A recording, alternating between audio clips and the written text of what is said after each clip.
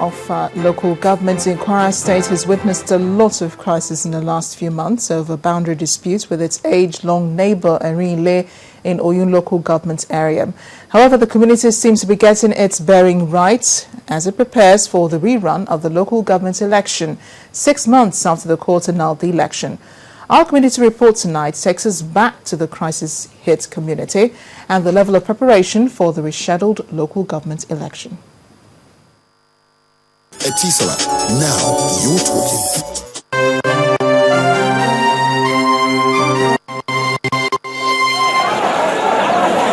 For long, communities in both local government areas were engaged in boundary disputes,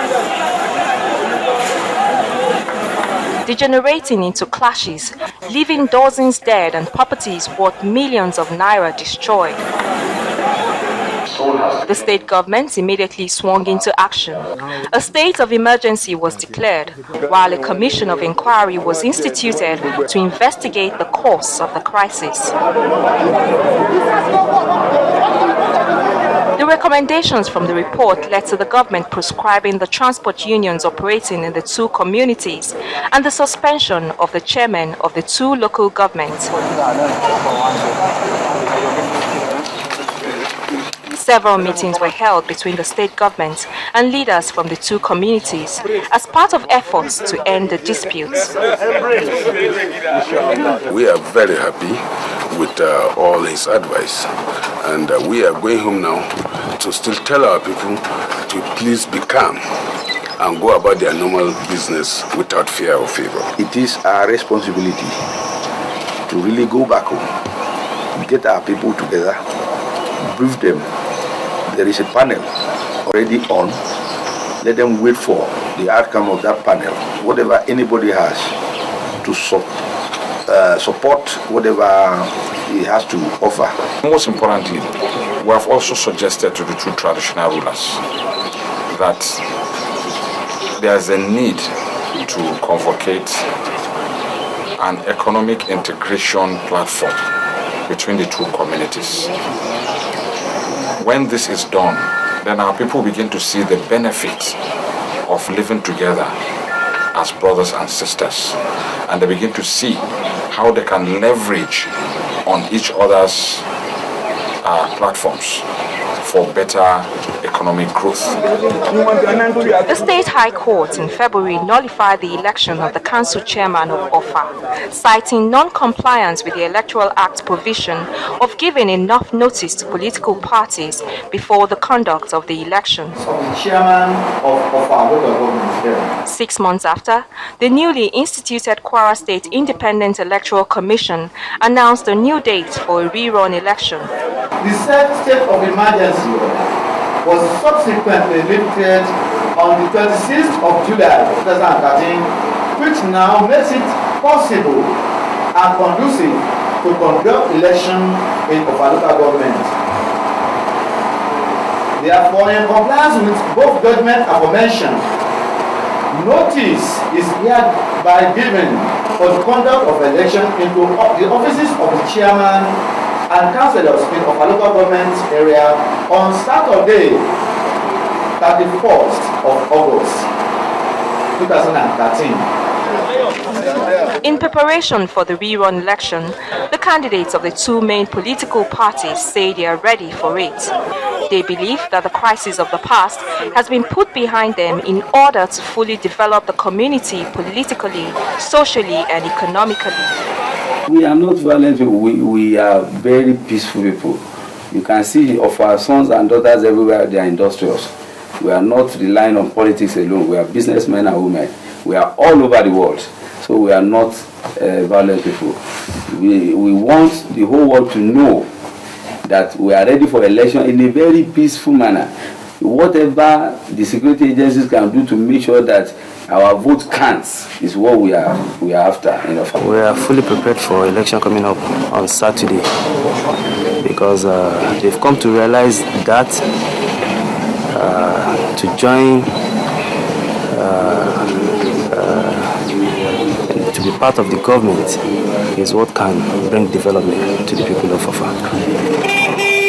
Though it looks like peace has actually returned to Offa, perhaps the conduct and outcome of the much anticipated rerun election will go a long way to actually determine that.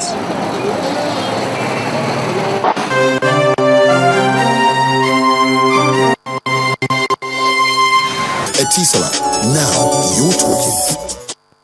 On to security now. The Kano State Police Command has arrested 20 persons in connection with armed robbery and car theft across the state in the month of August. Addressing the news conference at the command, the police commissioner, Mr. Musa Daura, explained that 12 vehicles and 21 motorcycles were also recovered from the suspects. Meanwhile, students in Edo State have staged a protest against the attitude of the federal government in the current strike action embarked upon by the Academic Staff Union of Universities nationwide. The students who carried placards marched around some streets in Benin City, chanting solidarity songs to express their displeasure. Spokesperson for the group, Festus Otono, called on the federal government and Minister of Education to fully implement the demands of the union.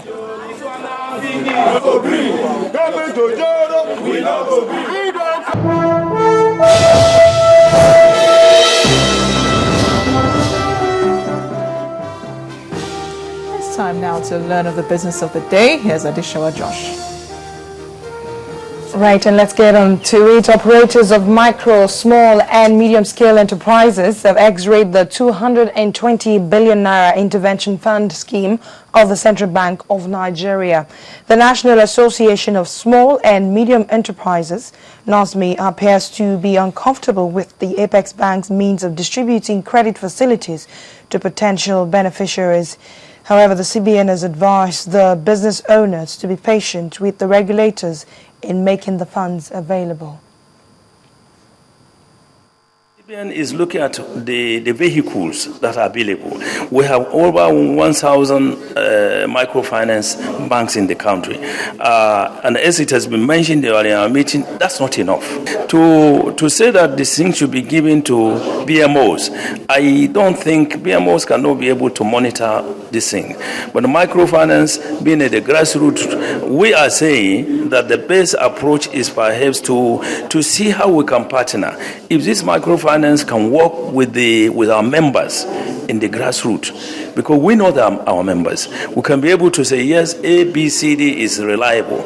And I'm happy that IFC mentioned it, that the issue of collateral is being addressed. The Micro, Small and Medium Enterprises Fund was only last week. So I think there's a need for potential beneficiaries to actually give time for access to that funds. To ensure sustainable growth in the nation's industrial sector, efforts should be made to improve industrialization and also add value to the nation's natural resources before export. The President, Manufacturers Association of Nigeria, Mr. Kola Jamodu, made this statement during a visit to the Kwara State government. Governor Abdul Fattah Ahmed believes that the manufacturing sector has a major role to play in curbing unemployment in the country. Treasury bills worth 153 billion naira are to be sold at the central bank's regular debt auction next week, with maturities ranging from 3 months to 1 year. Nigeria's Apex Bank confirmed today that it will issue 22.97 billion naira in 91-day bill, 40 billion naira in 482-day paper, and 90 billion naira in the 1-year note on September the 4th. The bank regulator issues treasury bills to control money supply in the system. And the bears continue to dominate the Nigerian equities market as the all-share index dipped further by 0.49% in midweek trade. Here's BC Coca with the details. Hello there, welcome to the Stock Market Reports. Midweek trading at the local equities market closed in the red as sell pressure continues to push the all-share index further southwards. The key benchmark index dipped 0.49% at 36,299.30 points, while the market capitalization also closed lower at 11.5 trillion naira. Leading the pack of laggards is Mobile with a 7 naira decline. And meanwhile, on the gainers list, Total sits at the top with a 4 naira 90 kobo increase ahead of Champion Breweries and Watco. The most active stocks for this session include Transnational Corporation of Nigeria, First Bank of Nigeria Holdings, and UB Cap. When trading hit the finish line, volume came in lower at 223.7 million units, valued at 2.04 billion naira, and traded in almost 5,000 deals. And that's a wrap on the stock market reports. I am BC Koka.